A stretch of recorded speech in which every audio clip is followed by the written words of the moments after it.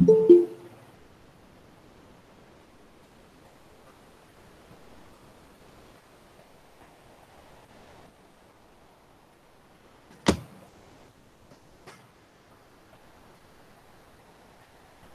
वालेकुम स्टूडेंट्स।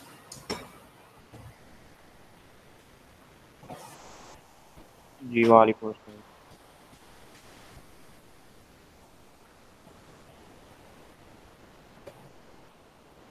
वालेकुम अस्सलाम सर।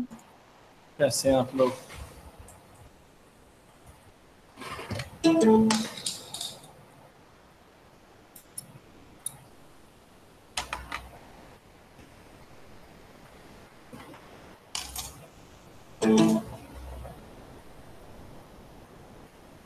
वेट कर ले 1-2 मिनट के, और भी पार्टिसिपेंट्स क्लास पर आपके शामिल हो जाएं। सर पहले नहीं थे। पहले भी इतने ही थे। जी सर। अच्छा जी, चलें जी, फिर शुरू करते हैं इसको बगैर किसी डिले के।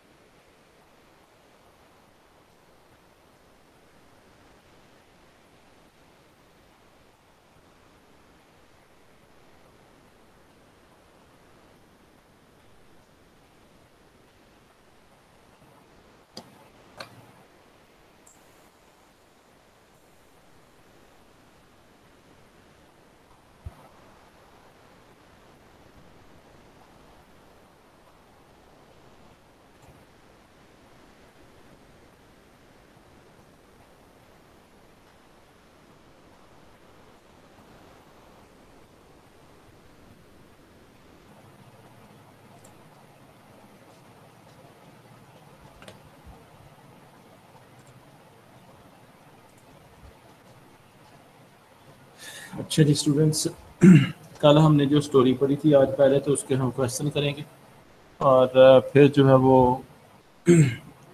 पॉजिटिव वर्ब्स को जो है वो रिवाइज करेंगे। ये काफ़ी दिन पहले का जो है वो टॉपिक कंप्लीट हो गया हुआ है, लेकिन ये इनकम्प्लीट वर्क था। काफ़ी उसमें थोड़ी बहुत, ज़्यादा नहीं कह सकता, लेकिन थोड़ी बहुत है जो उसमें कम्प्लेक्सिटीज़ थी, उनको भी आज जो है वो रिज़ॉल्व करने की कोशिश करेंगे। इसके अलावा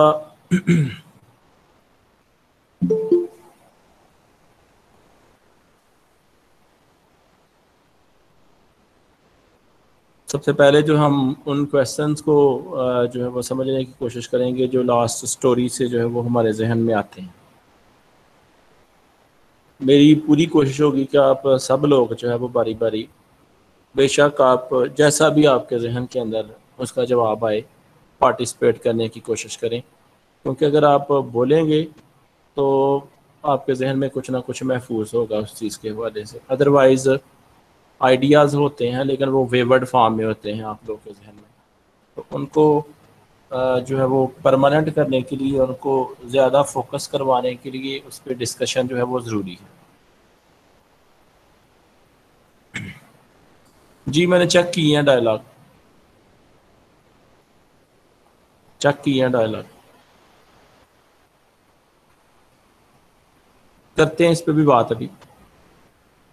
तो ये जो है वो आज के लेक्चर का मेन जो है वो आपका फोकस होगा कि सबसे पहले तो हम क्वेश्चंस को डिस्कस करें, कोशिश करें कि आप कुछ ना कुछ जो है वो जिससे पूछा जाए वो ज़रूर इस बारे में जो है वो रिस्पांस दें। अगर आप रिस्पांस नहीं देते तो इट्स मीन कि आपने कुछ गेन नहीं किया या आप हेजिटेंट हैं। तो ये एक कम्युनिकेशन वे से भी ग्रुप डिस्कशन जो है वो बहुत ज़रूरी है। तो इसके अंदर अपने आप को जो है फ्लुएंट बनाएं। ये बात की बात है कि आपका जवाब कहाँ तक दुरुस्त है या नहीं, लेकिन कोशिश ज़रूर करें कि आपसे जो पूछा जाए उसमें पार्टिसिपेट ज़रूर करें। मेरा ख्याल है सब लोग जो हैं वो अपनी बुक्स ओपन कर लें बेशक। तो पेज नंबर 106 है इस बुक के मुताबिक।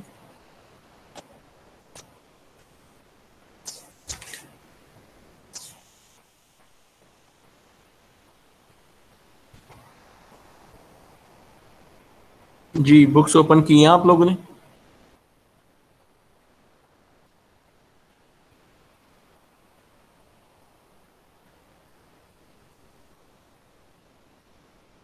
हाँ जी, बताइएगा।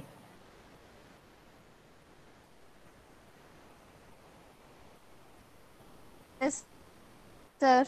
अच्छा जी।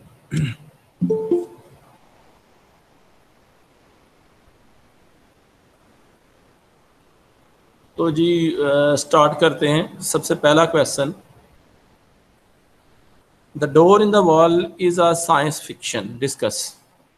क्या ये जो स्टोरी है डोर इन द वॉल, क्या एक साइंसी कहानी है, यानी ऐसी स्टोरी है जो साइंस पर मबनी है? या दूसरे अंदाज में इसको इस तरह से पूछा जा सकता है, write down the introduction of the story the door in the wall by H.G. Wells. ठीक है। या इसको इस तरह से भी किया, write down the critical analysis of the short story the door in the well by H.G. Wells. अब देखिएगा कि आप के जो है इसके बारे में क्या व्यूज़ हैं। कोशिश करें जो भी आपको समझ है उसको शेयर ज़रूर करें। सबसे पहला हम पॉइंट जो है वो इसके अंदर यही डिस्कस कर देते हैं, door in the wall is a science fiction, discuss. तो सबसे पहले जो है जी फातिमा बतूल से शुरू कर लेते हैं। फातिमा बतूल शराजी, आपका क्या ख्याल है इस बारे में?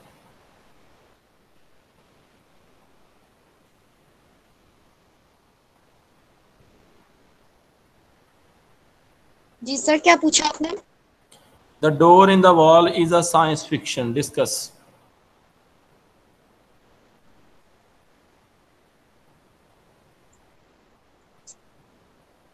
पेज नंबर 107 पे ये पहला क्वेश्चन है।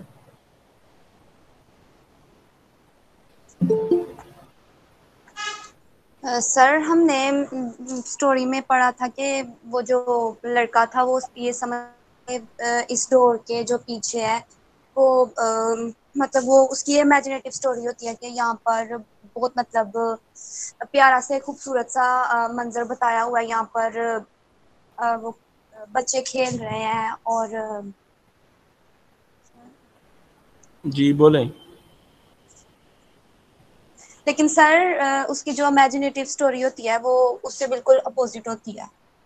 मतलब वो जैसा सोच रहा होता है वैसा बिल्कुल भी नहीं होता। लेकिन उसकी जो क्यूरियोसिटी है वो इस कदर बढ़ती जाती है कि वो कहता है कि बस उसने ये डोर जो है वो ओपन करना है। हम्म। तो बाद में वो उससे रहा नहीं जाता और वो डोर ओपन करता है और वहां पर एक इमारत होती है जो कि अब इसमें कंस्ट्रक्शन हो रही होती है और वो गिरता हुआ मर जाता है। ठीक है, तो क्या आप इसको एक साइंस फिक्शन स्टोरी बोलेंगी? सर मतलब किस लिहाज से आप पूछ रहे हैं, मुझे आपके क्वेश्चन की समझ नहीं आ रही। क्वेश्चन में उसने कहा है कि क्या ये एक साइंस फिक्शन है, यानी साइंस पे मबनी एक कहानी है।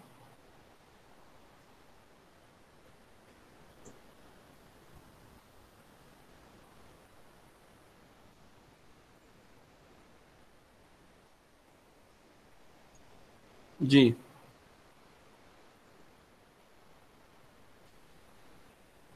क्या ये एक साइंटिफिक स्टोरी है, ऐसे कह लें आप, जैसे साइंस फिक्शन मूवीज होती है ना, वैसे उसने इसका क्वेश्चन पूछा कि क्या ये साइंस पर मबनी एक कहानी है।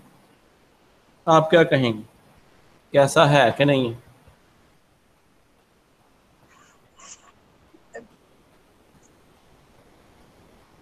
सर नहीं। नहीं, आपके ख्याल में ये साइंस फिक्शन नहीं है? No sir. तो आपके ख्याल में ये एक नॉर्मल स्टोरी है? जी सर, एक इमेजिनेटिव स्टोरी। इमेजिनेटिव स्टोरी है। ठीक है, चलें जी, अच्छा आपका व्यूज शामिल कर लिया। जी फिजा रुबाब, आप बताएं आपके ख्याल में क्या है सूरत हाल इसकी? जो क्वेश्चन पूछा गया था, door in the wall is a science fiction, discuss. आप क्या कहेंगे इसके बारे में, Fiza Rubab? Yes sir. Sir आप इस साइंस फिक्शन हो सकती है, जैसे इमेजिनरी वर्ल्ड और रियल वर्ल्ड में फर्क है, ऐसे हम्म, ही हम जिस दुनिया में रहते हैं और जैसे लोग कुछ लोग स्पेस में जाके कहते हैं कि हमने वहाँ की जिंदगी देखी है। अब जो जमीन पर रहने वाले हैं वो तो नहीं कर सकते ना देख सकते कि वहाँ की खूबसूरती क्या है, यहाँ रियलिटी है या नहीं है वो। तो ज़्यादातर इसी तरह हो सकती है ये भी। साइंस फिक्शन भी हो सकती है, जैसे इमेजिनरी वर्ल्ड और रियल वर्ल्ड के दरमियान फ़र्क। ठीक है, तो आप क्या समझती हैं कि इस स्टोरी के अंदर एक कंट्रास्ट जो है वो बताया गया है, वो किन दो चीज़ों का बेसिकली कंट्रास्ट है? इसमें रैशनल मतलब रियलिटी और इमेजिनेशन, इमेजिनरी वर्ल्ड और इमेजिनरी थॉट्स, जो किसको असल आप और किसको आप बेहतर समझती हैं इन दोनों में? इसमें रियल ही जाहिर है, रियलिटी। रियलिटी को आप बेहतर समझती हैं, ठीक है जी।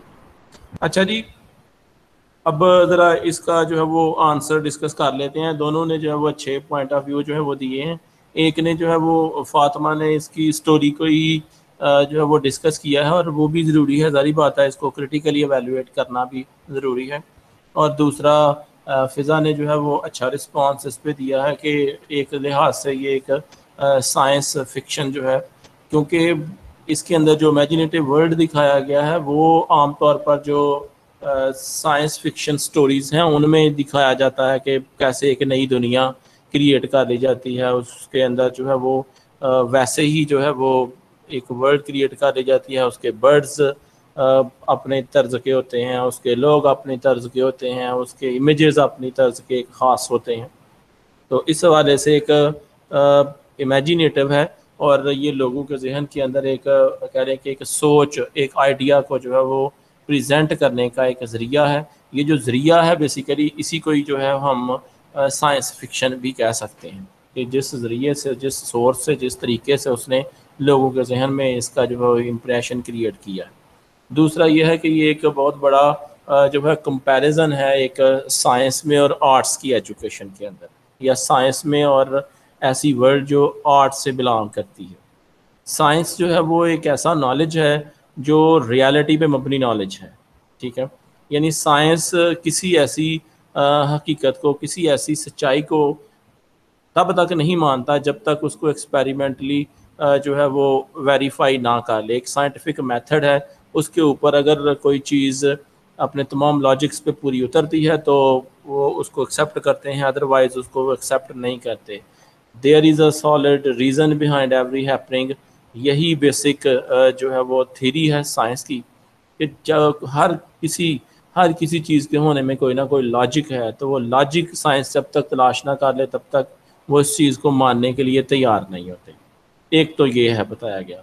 दूसरा, इसके अंदर जो इमेजिनेटिव वर्ल्ड है वो है आर्ट, कि आर्ट ऐसी चीज़ है जो लॉजिक से ज़्यादा जो है वो इंसान को इस दुनिया की खूबसूरती एक्सप्लेन करती है। अगर इस दुनिया की अगर हम खूबसूरती के हवाले से एक छोटी सी एग्जांपल आपके सामने रखता हूँ कि जैसे आम अफराद हैं, ठीक है, लेट्स से कि आपके चचा हैं, भाई हैं, बाप है, और कोई फैमिली मेम्बर हो सकता है, लेकिन जो आपको मोहब्बत, प्यार, एक खुशी और जो इत्मीनान है वो आपके अपने वालिद से है, वो आपको दूसरों से उस टाइप का नहीं हो सकता। आप इस बात से एग्री करते होंगे यकीनन। उसकी सबसे बड़ी वजह, अगर हम साइंटिफिकली सोचें तो साइंटिफिकली तो सब इंसान हैं, सब बराबर हैं, सबके साथ वैसे ही पैशन होने चाहिए, लेकिन ऐसा क्यों है?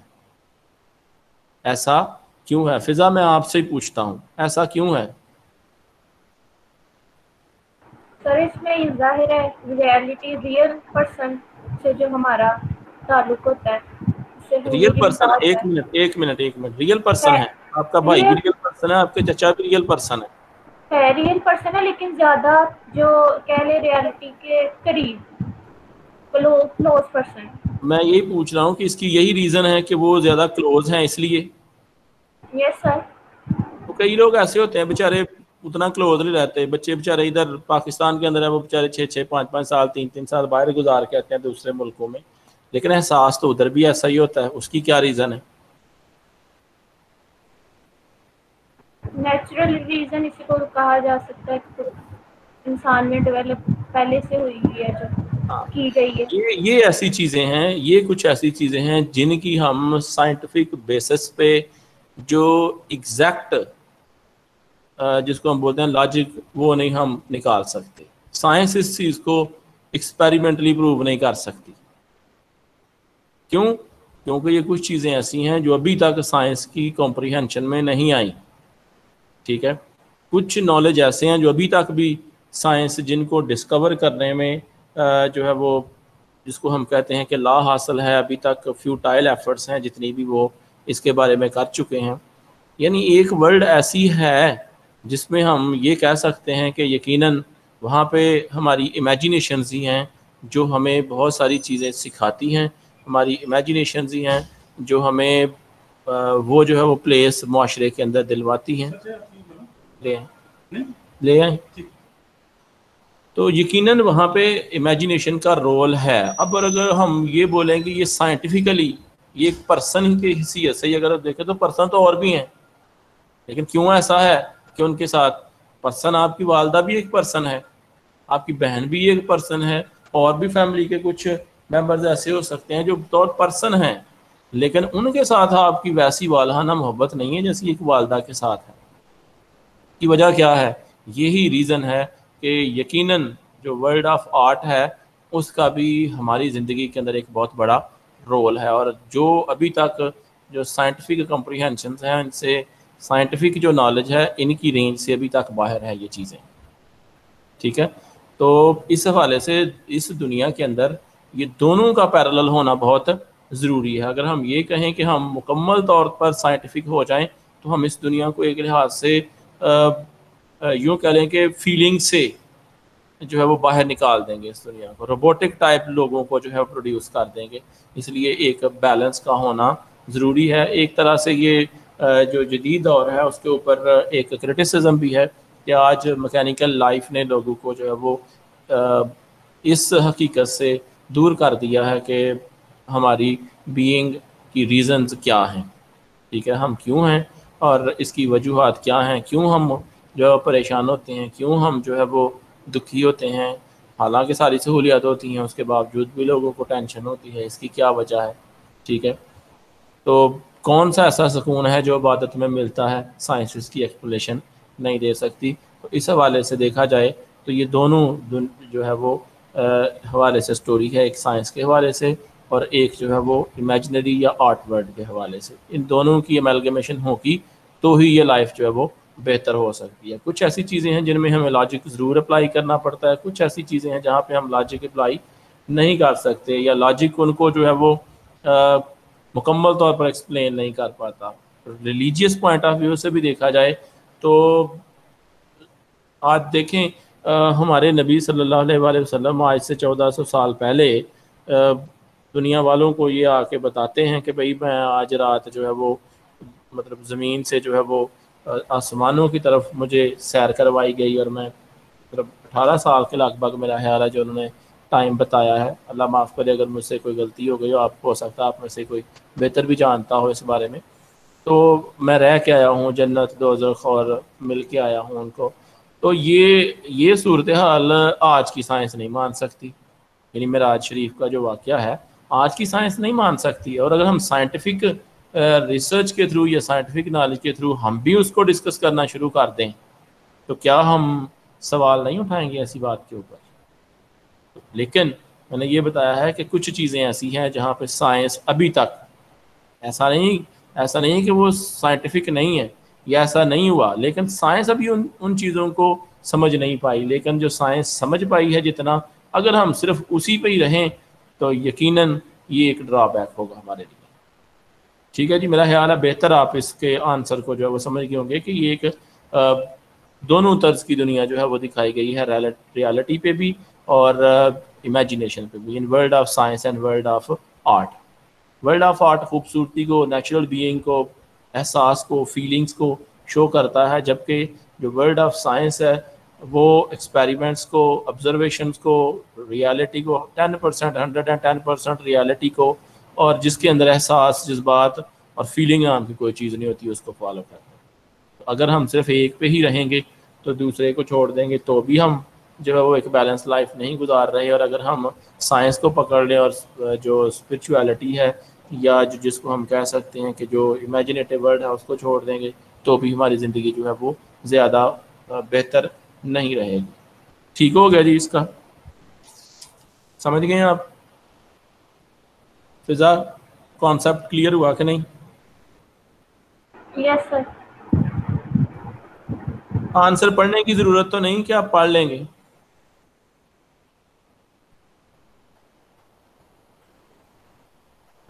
पढ़ लेंगे सर। पढ़ लेंगे। अगर आपके पास बुक है तो प्लीज़ 2 मिनट लगने हैं, इसका आंसर पढ़ दें। सर मैं रीड कर दूँ? हाँ जी, रीड कर दें इसका answer. Okay sir. This story, this short story, The Door in the Wall, describes the conflict between science and imagination. The door in the wall examines an issue to which Wells returned rapidly in his writing. The contrast between society. एक minute, ये बताया कि imagination और science के दरमियान एक conflict जो है बताया गया, और बार बार ये वर्ड जो है वो यूज़ किया गया, और बार बार उसके सामने ये डोर आता भी है।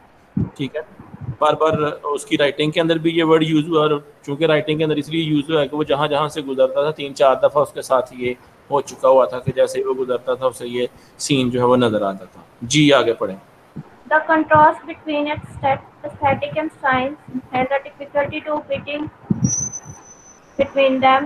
It is a story about politician Wallace who discovers a door in the wall leading to an enchanted garden, which delineates the theme of science versus arts and the wider contrast between rational and imaginative elements of experience. Wells is endowed both with rational thought and gift of vivid imagination. Wallace's inability to bridge the gap between his imagination and his rational scientific side leads to his theft. जी, ये चीज़ उसके अंदर खामी थी कि वो सारी उम्र ये सोचता तो रहता है कि ये एक दो चीज़ें उसके अंदर काफ़ी थी, लेकिन इन दोनों के दरमियान में जो गैप आ रहा था ना, उसको वो फुलफिल नहीं कर पाया, उसके दरमियान ब्रिज क्रिएट नहीं कर पाया। कि जारी बात है कि ये दोनों हमारी ज़िंदगी का पार्ट एंड पार्सल हैं, दोनों चीज़ें। तो दोनों के दरमियान एक बैलेंस रख के चलना पड़ता है। हम ऐसा नहीं कर सकते कि हम एक चीज़ को छोड़ के दूसरी की तरफ चले जाएं, या हम इमेजिनेशन के अंदर ही रहें और जो रियलिटी है उसको छोड़ दें, या रियलिटी के अंदर ही रहें और इमेजिनेशन छोड़ दें। ये भी मुकम्मल तौर पर एक इंसान के कैरेक्टरिस्टिक को शो नहीं करेगा, और उसके अंदर भी यही खामी रही कि वो इन दोनों के दरमियान जो ब्रिज बनाना चाहिए था, जो इन दोनों के दरमियान बैलेंस रखना चाहिए था, उसको नहीं रख पाया। जी ठीक है जी, नेक्स्ट क्वेश्चन। नेक्स्ट क्वेश्चन भी ऐसे ही है। व्हाट इज द साइनॉप्सिस या summary of the short story the door in the wall. दूसरा है how do the events and incidents take place in the short story the door in the wall. Basically summary ही इसकी discuss करनी है। इसमें भी imagination work strong than rationality. क्या imagination ज़्यादा जो है वो उसके ऊपर हावी हो जाती है, या जो लॉजिकल नॉलेज है, रैशनैलिटी है लॉजिकल नॉलेज, जिसके लिए हम सबूत मांगते हैं, एक्सपेरिमेंटेशन मांगते हैं, साइंटिफिक नॉलेज भी आप इसको कह सकते हैं, वो उसके ऊपर ज़्यादा जो है वो काम कर गया।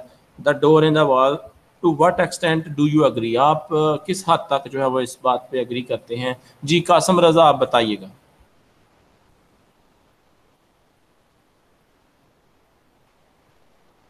कासिम रजा।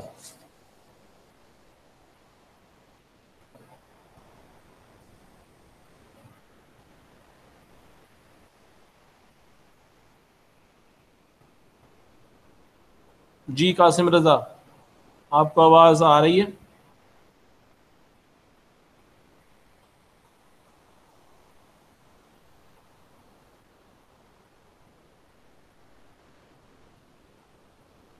कोई जवाब नहीं। अच्छा जी, आयदा इमरान, आप बताइएगा।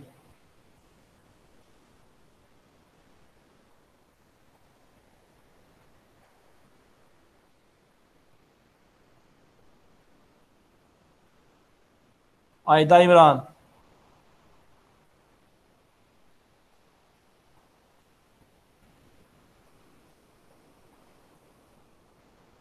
आयदा, आवाज़ आ रही है आपको?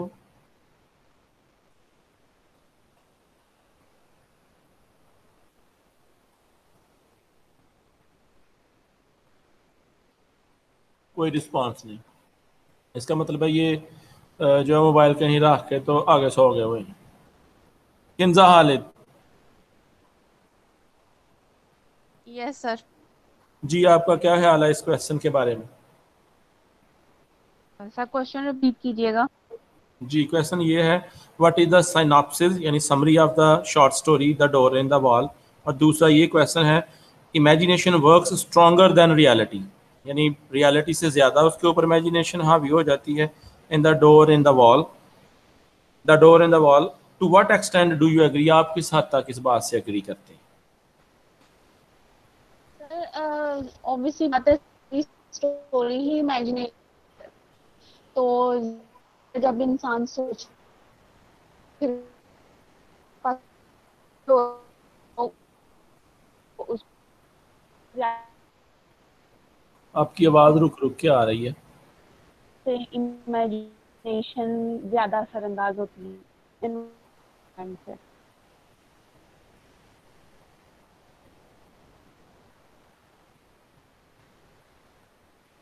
सॉरी सर, मेरा नेट स्लो है।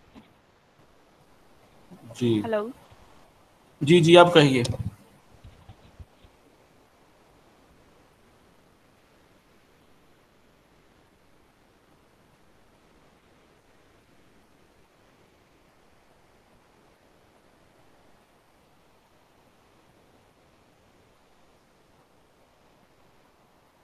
अच्छा जी, अली असजद, आपका क्या ख्याल है इस बारे में?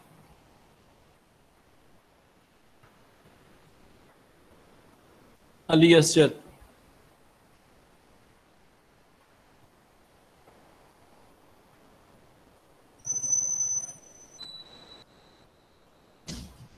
हेलो।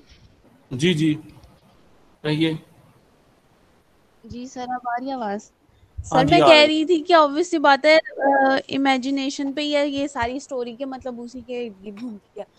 तो वो जिस तरह जो जो इमेजिन करता है, तो जब हम भी कोई भी चीज इमेजिन करते हैं तो फिर हमारे आसपास क्या हो रहा होता है, हम वो उस चीज पे नहीं, वो चीज असरअंदाज नहीं होती हम पे, बल्कि जो हम सोच रहे होते हैं वही टोटली हमारे दिमाग पे, हमारे दिल पे असरअंदाज हो रही होती है।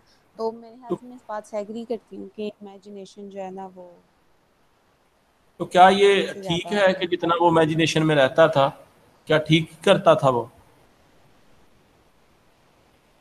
नहीं, ठीक तो नहीं करता था, लेकिन उसने अपनी एक अलग ही दुनिया बना ली हुई थी, तो ठीक है अगर वो इसको एंजॉय करता है तो। हम में से किसी के साथ या आपके साथ ऐसा होता है? समटाइम्स सर हम कुछ ऐसे मतलब करते हैं, फील करते हैं कि मतलब जैसे कि हम कोई फैंटेसी मूवीज देखते हैं, स्पेशली बचपन में ऐसा होता था कि जब फैंटेसी मूवीज देखते थे तो हम समझते थे कि हम ये कार्टून है, और हम्म। बच्चे समझ रहे हैं कि हम स्पाइडर मैन है, तो इस तरह होता है मोस्टली, बच्चों अच्छा के साथ मोस्टली ऐसा होता है। अच्छा, मतलब बड़ों के साथ नहीं होता? बड़ों के साथ होता है लेकिन उस तरह से ये नहीं आप कह होता। सकती हैं कि बड़ों की इमेजिनेशन और टाइप की हो जाती है, लेकिन होती तो जरूर है। बिल्कुल होती है। होती है। ठीक है जी। तो अली असजद, आपके क्या व्यूज हैं इस बारे में? अली असजद, सुन रहे हो कि पत्थर पे बैठे पत्थर हो गए हुए हो?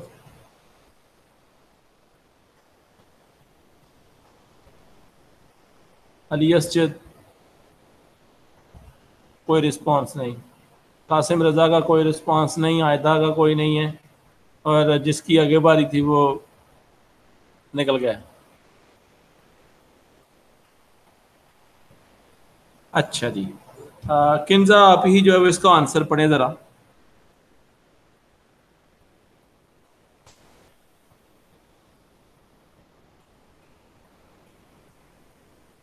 किंजा, आंसर रीड करें इसका। सर पेज नंबर बोलिएगा, मैंने बुक पेज नंबर खोली हुई थी। 109। 109।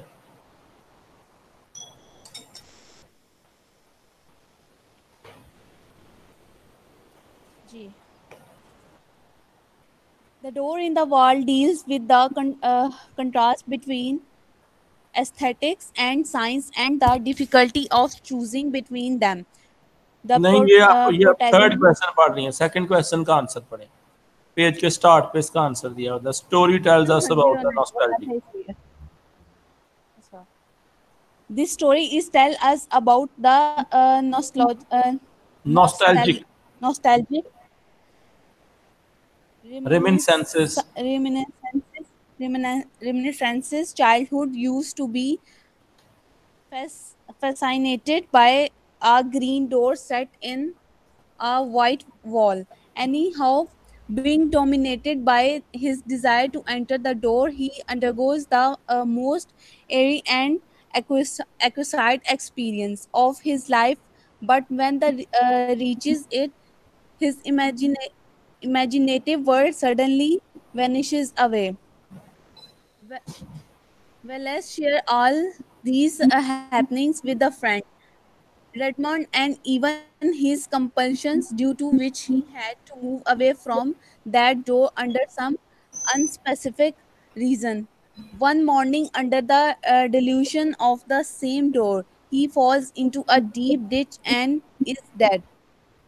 His death strengthens this fact that sometimes imagination works stronger than rationality. हाँ जी, देखिए ना, उस पे इमेजिनेशन का असर ज़्यादा हो चुका हुआ था। वो इमेजिनेशन इफ़ेक्ट अपने ऊपर इतना ज़्यादा कर गया हुआ था कि उसमें बैलेंस नहीं कर पाया, और आखिरकार वो उसके ज़्यादा इफ़ेक्ट की वजह से, जिसको कहते हैं excess of everything is bad, ठीक है, बैलेंस रखना बहुत ज़रूरी है। और उसकी इमेजिनेशन इस हद तक ज़्यादा हो चुकी हुई थी कि सर ये एक तरह की अब इसमें तो ऐसा नहीं उन्होंने बताया हुआ, लेकिन एक ये बीमारी भी होती है कि मतलब हम जो सोचते हैं हमें वही नजर आने लग जाता है, वो एक बीमारी भी होती है। हाँ, ये भी हो उन्होंने वो सकता है, चीज नहीं, हो सकता है, लेकिन अगर वो किसी भी इल्यूजन, करता है तो उसको भी ऐसा दिखता है, तो ऐसा भी हो सकता है। ऐसा भी हो सकता है, इसमें कोई शक नहीं कि ये डेफिनेटली एक बीमारी ही बन गई हुई थी ना। जब एक हद से ज़्यादा वो हर इस चीज़ को सोचता रहता था तो वो डेफिनेटली बैलेंस नहीं कर पाया। तो वो जो चीज़ इंसान के ऊपर डोमिनेट कर जाएगी, अगर वो बहुत ज़्यादा कर जाएगी तो डेफिनेटली उसके ऊपर बैड इफ़ेक्ट्स होंगे। एक्सेस तो किसी भी चीज़ की जो है वो बुरी है, नुकसानदेह। तो इस वजह से वो अच्छा दुनिया सर, की धुन से गाफिल होकर उसको सोचता था। जी सर अगर हम इसको ऑब्वियसली बात है, हम लोग इसको मोस्टली अपनी वर्डिंग में लिखते हैं जब हमें स्टोरी हमने सारी पढ़ी हो ठीक है। तो इतनी मुश्किल लैंग्वेज ये इन्होंने तो काफी मुश्किल लिखी हुई है, तो हम तो इजी लैंग्वेज में लिख सकते हैं अपने लिख क्वेश्चन का सकते हैं, आंसर। तो आपने कोई लिखनी प्रॉब्लम ही इजी में है, आपने लिखनी ही इजी में है।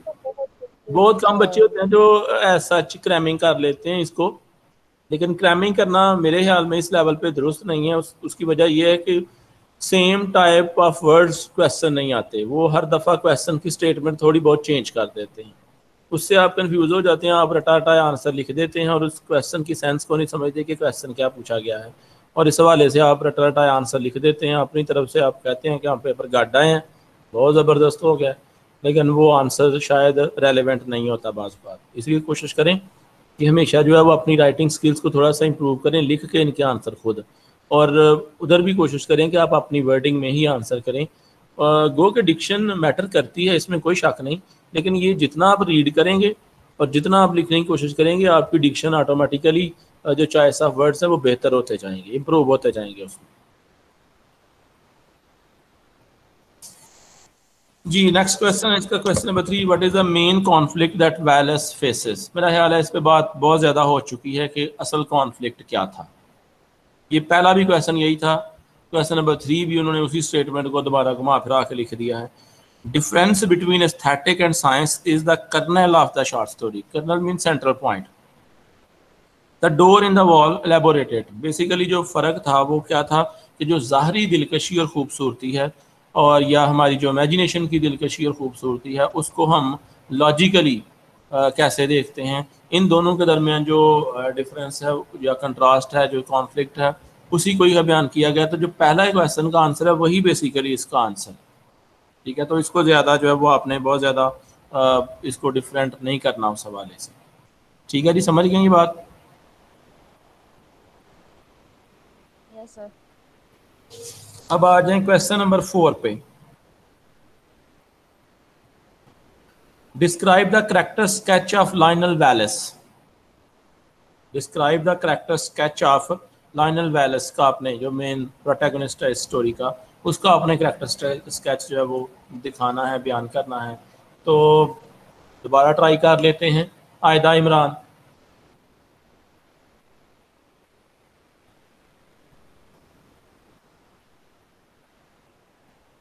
आयदा इमरान। अली असजद।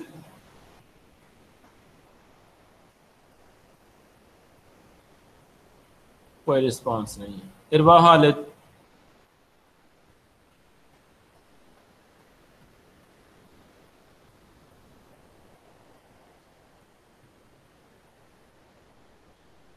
सर वो इरवा ने 5 मिनट पहले मैसेज किया था कि उसकी इंटरनेट प्रॉब्लम है, तो सर को बता दें।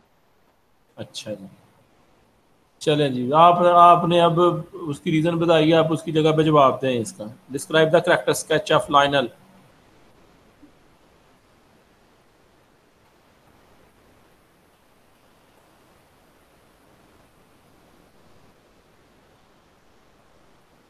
जी फातिमा। सर रीडिंग करनी है? नहीं नहीं, बस आपने वैसे बताना है आप। जी सर, अस्सलाम वालेकुम। जी वालेकुम। मेरे बाप बताएं character sketch of Lionel Wallace. Sir उसका कैरेक्टर, सर मुझे इस क्वेश्चन की जरा समझ नहीं, प्लीज काइंडली रिपीट कर दें। अच्छा, उसका करैक्टर, आपको उसके करैक्टर की समझ नहीं। सॉरी सर, मींस के कैसे उसका कैसा बहुत जबरदस्त जवाब आपने तो दे दिया। कैरेक्टर, किस तरह का, एज अ पॉलिटिशियन या एज जैसे। चलें जी, मैं किसी और को कहता हूँ कि वो थोड़ी सी आपकी हेल्प करे। जी फातिमा, आप बोलिएगा।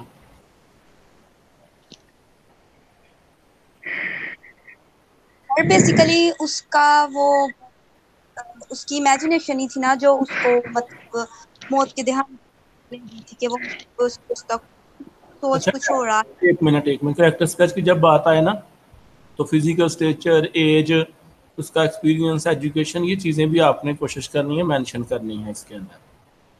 तो आपको जो उस करैक्टर के बारे में जो भी इंफॉर्मेशन है वो आपने शेयर कर देनी। जो उस करैक्टर से आपकी उसकी हैबिट्स शो होती हैं वो भी आपने डिस्क्राइब करनी। ठीक है, स्टोरी में से आपने चूज़ करना है कि उसकी प्रायोरिटीज़ क्या थी, वो किन चीज़ों से नफरत करता था, किन चीज़ों को पसंद करता था, उसकी थॉट्स कैसी थी। तो उन थॉट्स से बेसिकली करैक्टर जो है वो किसी भी शख्स का जो है वो शो होता है कि वो कैसा सोचता है, कैसा माइंड रखता है। तो वो सारी चीज़ें आपने एक्सप्रेस करनी है। अगर किसी की करैक्टर के अंदर उसका ड्रेस और इस तरह की चीज़ें बताई गई हैं तो वो भी आपने कोशिश करनी है उनको भी करैक्टर स्केच के अंदर एक्सप्लेन करें। आप बताएं।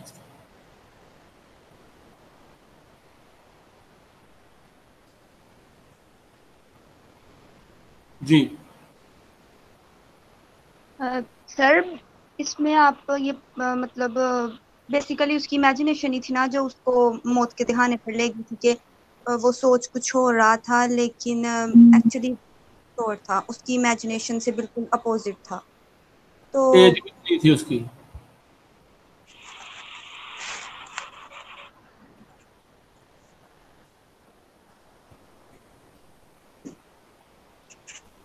सर एज नहीं मैंने पढ़ी, लेकिन ये पता था कि वो यंग था।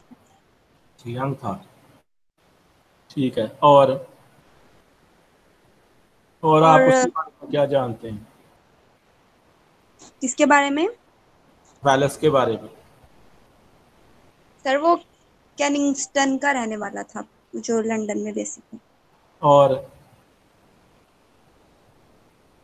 और कितने बहन भाई थे? कोई बाप का नाम बताया हुआ है, माँ के बारे में बताया हुआ है, कोई उसकी एजुकेशन?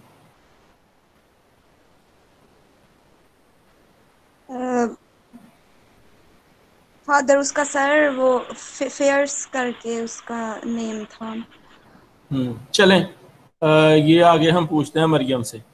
मरियम, आपका क्या जवाब सर होगा उसका इसके फादर करैक्टर एक के लॉयर हवाले था, से? उसकी माँ बचपन में डेथ कर गई थी।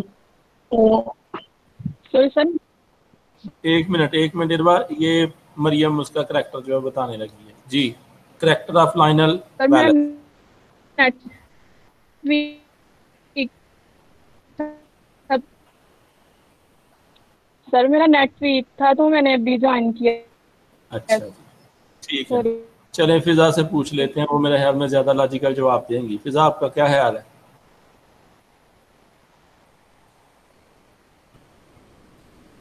डूइंग एक पॉलिटिशियन था वो सक्सेसफुल, उसके फादर उसकी स्ट्रिक्टनेस में स्ट्रिक्ट थे, उसके सख्ती में बड़ा हुआ था अपने वालिद की तरफ से, और अपनी पॉलिटिकल लाइफ में वो रैशनल होता है, मतलब हकीकी दुनिया पे ज़्यादा इंहिसार करता है। लेकिन जो उसकी बचपन की जो इमेजिनेशन होती है वो उस पर तारी होती है उसके यंग होने के बाद भी। इसलिए इस वजह से वो कॉन्फ्लिक्ट में रहता है, मतलब वो ना दोनों, मतलब इमेजिनेटिव वर्ल्ड और रियलिटी में उसका कॉन्फ्लिक्ट रहता है। मतलब वो कामयाब तो है लेकिन इस किस्म की जो है ना उसका अनबैलेंस जो है वो उसको डेथ की तरफ ले जाता है। ठीक है जी, वेरी गुड। अच्छा जी मरियम, इसका आंसर रीड करें अब आप।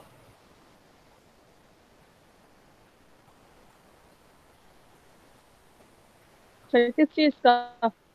ये जो क्वेश्चन नंबर 4 है, describe the character sketch of Lionel Wallace, इसका आंसर दिया हुआ इसी पेज के ऊपर। तो मैंने आपको बताया, बुक तो है ना आपके पास, बुक से रीड करना है इसका आंसर। बुक पेज नंबर बता दें। इस समय ना मेरा नेक्स्ट वीक था तो मैंने अभी ज्वाइन किया है, तो काइंडली पेज नंबर बता दें। मैं बता देता हूँ, 110 है, 110।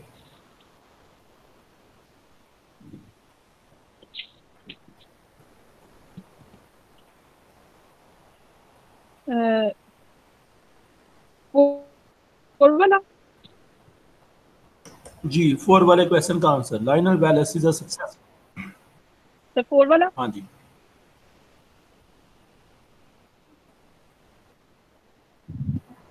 Lionel Wallace is a successful politician who has been brought up under strict discipline by his father, yet the torn between his imagination and the rational world. Throughout his life, he has been fascinated by the inanimate object, door which is used to see in the streets and Kensington during play when he was. ये word पहले भी आया है, तो एक बच्चे और ने भी इसको सही प्रोनाउंस किया। ये वर्ड है फैसिनेटेड, और उससे आगे वर्ड है इनएनिमेट। इनएनिमेट होता है कि ऐसी चीजें जिनको हम छू नहीं सकते, इमेजिन नहीं कर सकते जिनके बारे में। जी पढ़े आप। सर आपने मुझसे कुछ पूछा है? नहीं नहीं, आप पढ़ें,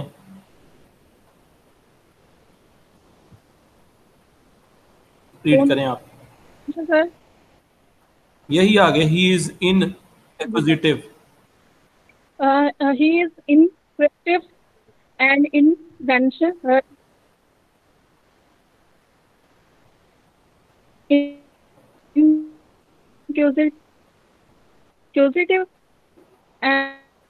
inquisitive and inventive by his approach, and flourished in his career due to his strong willpower and sharp states. He understands the various trends and tendencies in politics. That's why he is very successful. But nostalgia overrides his rationalism. That's why inability.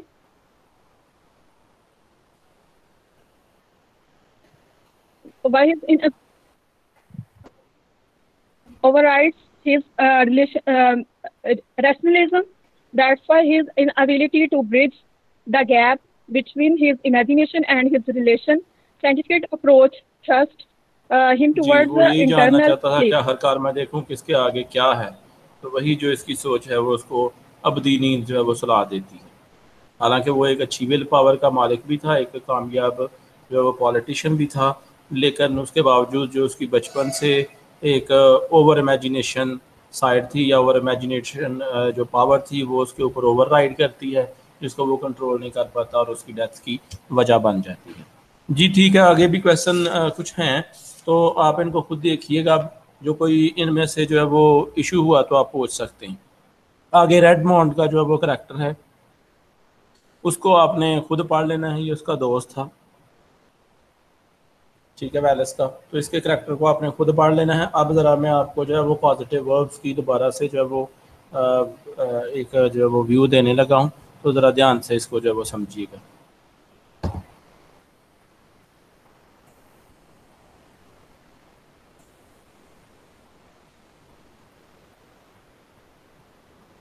जी ज़रा बता दीजिएगा मुझे कि screen share हो गई है आप सबके सामने? यस सर, हो गई है। ठीक है जी। सबसे पहले तो कॉजिटिव वर्ब्स आपके सामने हैं, लेट, मेक, हैव, गेट और हेल्प। ये कॉजिटिव वर्ब्स होते हैं, ऐसे वर्ब्स जो कॉज बनते हैं, रीजंस पेश करते हैं, या ऐसे वर्ब्स हैं जिनको यूटिलाइज करके हम काम किसी और से निकलवाते हैं या किसी को परमिट करते हैं, इनको हम पॉजिटिव वर्ब्स वो कहते हैं। ये एक्टिव फॉर्म में भी होते हैं और पैसिव फॉर्म में भी होते हैं। जो आप लोगों का इशू था वो भी रिजॉल्व होगा, लेकिन मेरा नहीं ख्याल कि ये आज के लेक्चर में सारा मुकम्मल हो जाएगा, लेकिन जो इसको करना ज़रूर है।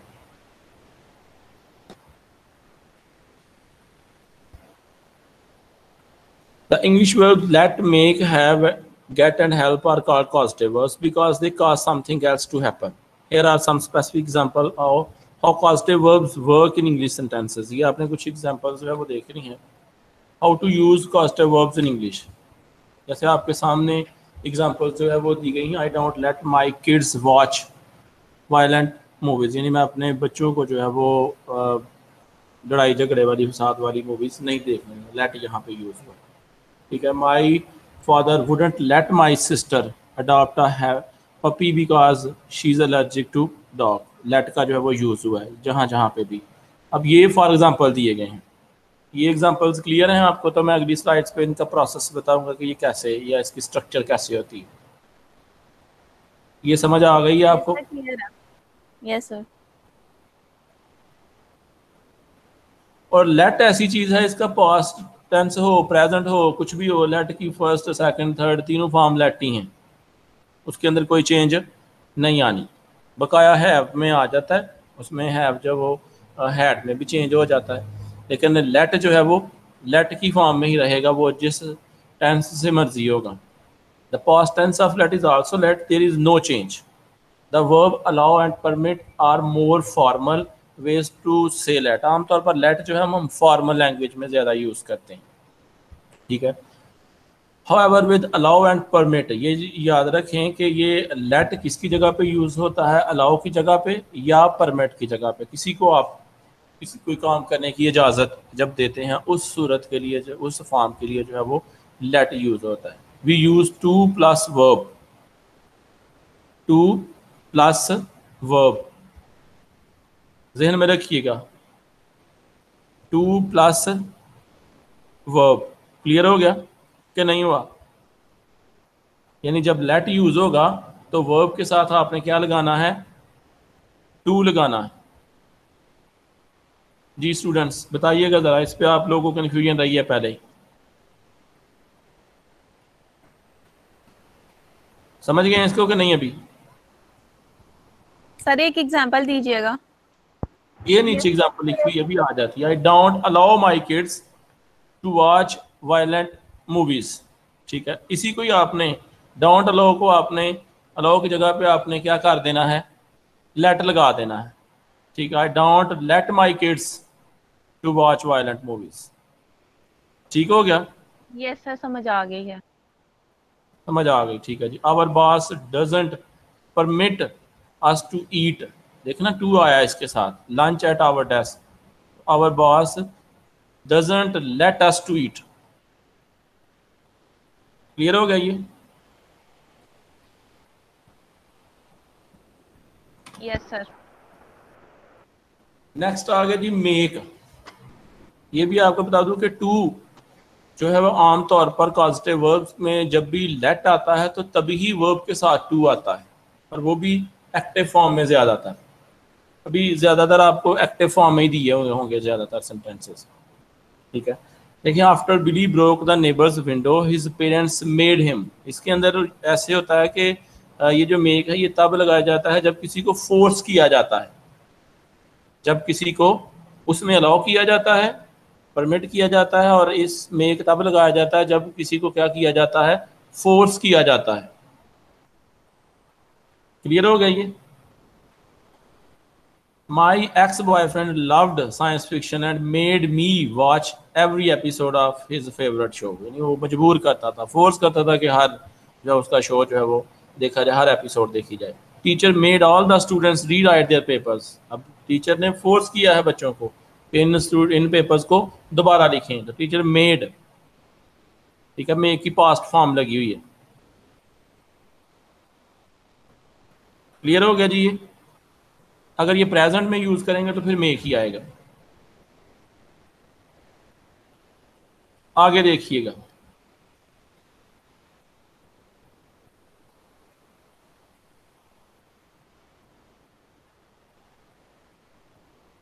when using the verbs require and force, जब हम इस तरह के वर्ब यूज करते हैं जिसमें रिक्वायर आ जाता है या फोर्स आ जाता है, we must use to plus verb. फिर हमने क्या लगाना है, टू प्लस वर्ब, याद रखिएगा, to plus verb. The school requires the students to wear uniforms. अब ये रिक्वायरमेंट है एक, कि फोर्स किया जा रहा है उनको, इसमें भी टू प्लस वर्ब आएगा। जी स्टूडेंट्स, क्लियर हो गया ये मसला? Yes sir. जी सर। अब जरा देखिए, the hijacker forced the pilots to take, ठीक है, यहाँ पे हाईजैकर फोर्स की जगह पे आप मेड भी कर सकते हैं। Hijacker mades the pilot to take the plane in a different direction, क्योंकि फोर्स किया जा रहा है ना। जब फोर्स किया जाएगा उस सूरत में भी आपने वर्ब के साथ क्या लगाना है, टू लगाना है। ठीक हो गया?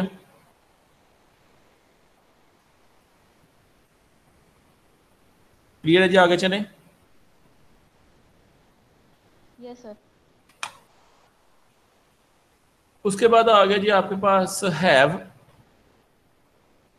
इसमें सिर्फ रिस्पॉन्सिबिलिटी दी जाती है, फोर्स नहीं किया जाता। ठीक है, रिस्पॉन्सिबिलिटी को शो करने के लिए जो है वो ये लगाया जाता है, और इसमें हैव पर्सन और वर्ब आ जाता है बेस फॉर्म, इसमें जो है वो टू नहीं आएगा। I will have my assistant call you, इसमें टू नहीं आया। ठीक है, कॉल के लिए जो है उसने असिस्ट जो है वो असिस्टेंट को कॉल की है, लेकिन इसके साथ कॉल के साथ देखें टू नहीं आया, यानी हैव के साथ आप टू नहीं लगाएंगे। इसी तरह से उसकी पास्ट फॉर्म हैड यूज़ की है, उसमें भी आगे देखिए कि मेक लगाया है, लेकिन मेक के साथ टू नहीं है। फर्क समझ में आ गया आपको? Yes sir. ये कुछ जो है वो एग्जांपल दी गई। I am going to have my hair cut tomorrow. अब कट के साथ उसने कोई टू नहीं लगाया। We are having our house painted, to नहीं लगा।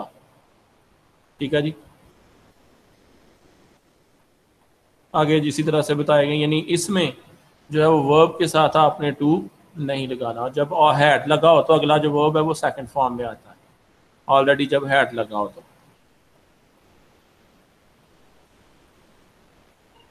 सर ये है वाला काइंडली फिर से बता दें।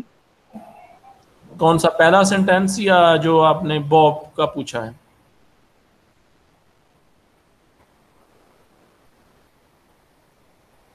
सर इसका यूज वो एक्चुअली नेटवर्क ठीक नहीं ना, तो मुझे नहीं पता चला। ठीक है, ठीक है। हैव जो है वो यूज होता है तब जब हम फोर्स नहीं करते, लेकिन एक रिस्पॉन्सिबिलिटी जो है वो किसी को दे देते हैं। ठीक है, I am going to have my hair cut, यानी हेयर कट करवाने गया हूँ। ठीक है, या जा रहा हूँ। अब इसमें हैव जो है वो आया वो किसी से करवाना है, खुद तो नहीं करनी है अपनी कटिंग। ठीक है जी। We are having our house painted, यानी हमने अपने घर को पेंट करवाया है। दिस वीकेंड, इस वीकेंड पे करवाने जा रहे हैं, यानी इस वीकेंड पे जो है हम घर को पेंट करवाएंगे, यानी काम किसी से करवाने के सेंस में ये यूज़ होता है, रिस्पॉन्सिबिलिटी किसी और की होती है। अब ये देखिए तीसरा, बॉब हैड हिज टीथ वाइटेंड, यानी उसने अपने दांत जो हैं वो सफ़ेद करवाए हैं, ठीक है, क्लीन करवाए हैं, खुद नहीं किए। स्माइल लुक्स ग्रेट, अभी इसी वजह से उसकी जो है वो मुस्कुराहट जो है वो अच्छी लग रही है, ठीक है जी। यूँ समझ लीजिए कि हैव जहाँ पे यूज़ होगा वहाँ पे वर्ब के साथ आपने टू नहीं लगाना। और आमतौर पर हैज़ या हैव जब भी यूज़ होते हैं आगे जो है वो आप सेकंड फॉर्म जो है वो लगानी है वर्ब की, पार्टिसिपल फॉर्म, ये जहन में रखिएगा ज़रूर स्ट्रक्चर इसका। ये ऊपर स्ट्रक्चर दिया है plus thing plus verb, past participle form इसके लिए यूज़ करनी है आप। क्लियर है जी? जी सर।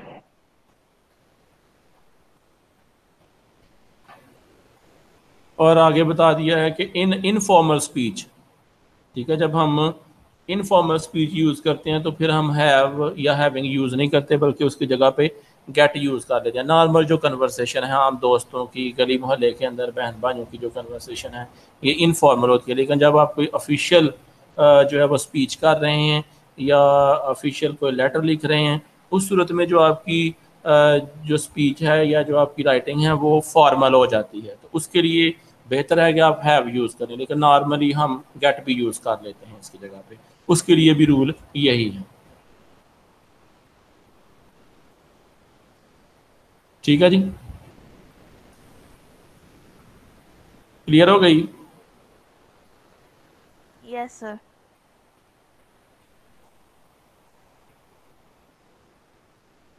आगे get is equal to convince और encourage someone to do something. Get जो है वो किस लिए यूज होता है? किसी चीज, किसी को इनकरेज करने के लिए या किसी को जो है वो काम करने के लिए। जब हम कहते हैं जैसे how can we get all the employees to arrive on time, फिर my husband hates house work, I can never get him to wash, I was nervous about eating, but my brother got me to try it.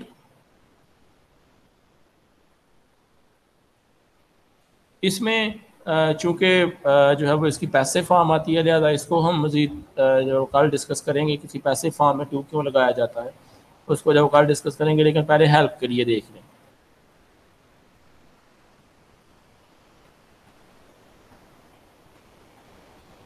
Help के लिए to use भी होता है और नहीं होता, both ways are correct, दोनों दुरुस्त हैं, ठीक है। लेकिन आमतौर पर जो है वो नहीं यूज़ होता हेल्प के लिए। जनरल फॉर्म के अंदर विदाउट टू ज़्यादा कॉमन है, टू के बगैर ही इसका यूज़ किया जाता है वर्ब का इसके अंदर। जहाँ पे हेल्प है, he help me carry the boxes, he help me to carry the boxes, दोनों दुरुस्त हैं। लेकिन आमतौर पर ज़्यादा कॉमन जो है वो टू के बगैर होता है जब हेल्प यूज़ होता है, पॉजिटिव वर्ब, ठीक है जी।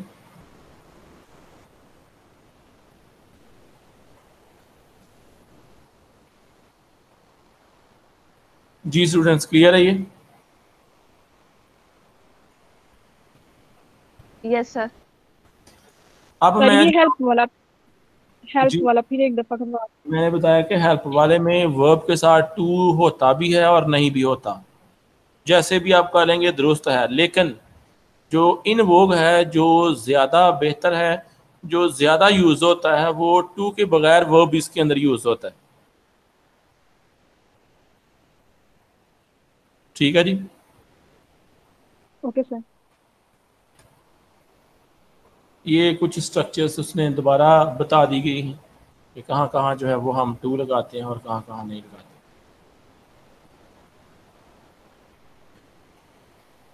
ठीक है, इसको खुद ही देख लीजिएगा। ये इतना ही है। मैं आज जो है वो आपको अभी बल्कि पहले की आपके पास ये वाली होंगी स्लाइड्स के, नहीं है?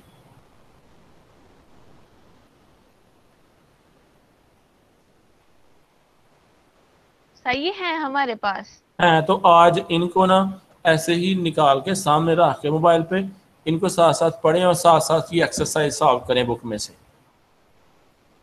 फिर आपको साथ साथ समझ आती जाएगी कि हमने जो सीखा है वो कितना बेहतर सीखा है, क्या अब हम इस काबिल हैं कि हम इसको कर सकें कि नहीं, पॉजिटिव वर्ब्स को। ठीक है जी। तो सब लोग कोशिश कीजिएगा कि कम से कम 2-3 एक्सरसाइजेस करें, फिर कल इसके ऊपर मजीद बात होगी।